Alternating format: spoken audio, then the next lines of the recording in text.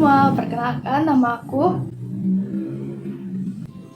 Selamat datang di video pembahasan tentang hubungan ekonomi makro dan ekonomi internasional.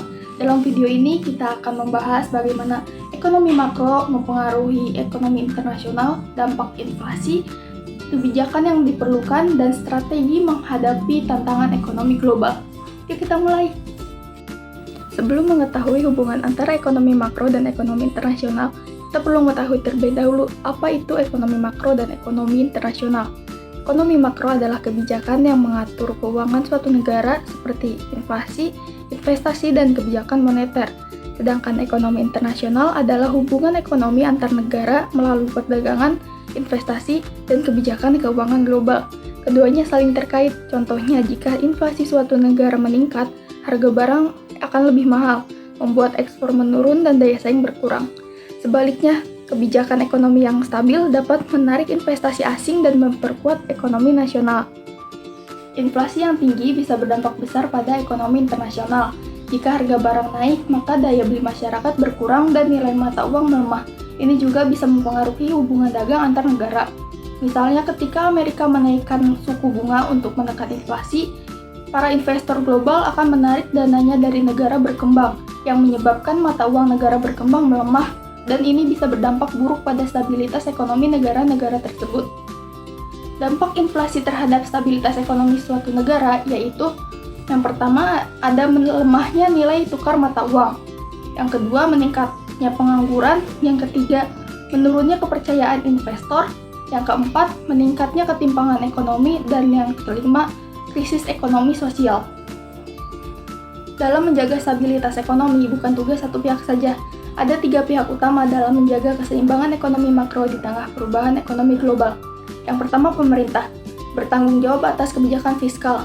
Dengan kebijakan fiskal yang tepat, pemerintah dapat menstimulasi pertumbuhan ekonomi, menciptakan lapangan kerja, dan menjaga kestabilan harga. Yang kedua, bank sentral memiliki peran utama dalam mengelola kebijakan moneter untuk menjaga stabilitas ekonomi, seperti mengendalikan inflasi, menjaga stabilitas nilai tukar, dan mengawasi sistem keuangan untuk mencegah krisis keuangan. Yang ketiga, lembaga keuangan, yaitu menyalurkan dana ke sektor produktif untuk mendorong pertumbuhan ekonomi.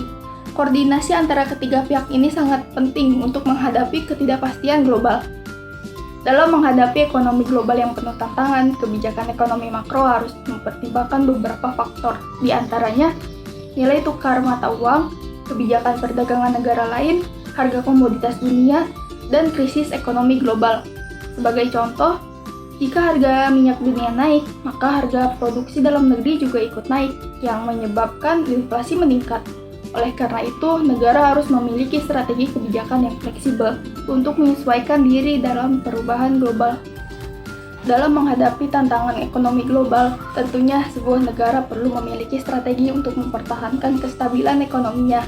Beberapa strategi yang bisa digunakan tersebut diantaranya, yang pertama, meningkatkan daya saing industri lokal agar tidak kalah dengan produk asing. Yang kedua, menjaga kestabilan nilai tukar melalui cadangan devisa yang cukup. Yang ketiga, menerapkan kebijakan fiskal dan moneter yang tepat untuk mengendalikan inflasi. Yang keempat, memperluas perdagangan internasional dengan perjanjian dagang yang menguntungkan. Yang kelima, meningkatkan kualitas tenaga kerja agar lebih siap menghadapi persaingan global. Dengan menerapkan strategi ini, suatu negara dapat lebih tangguh dalam menghadapi krisis ekonomi global.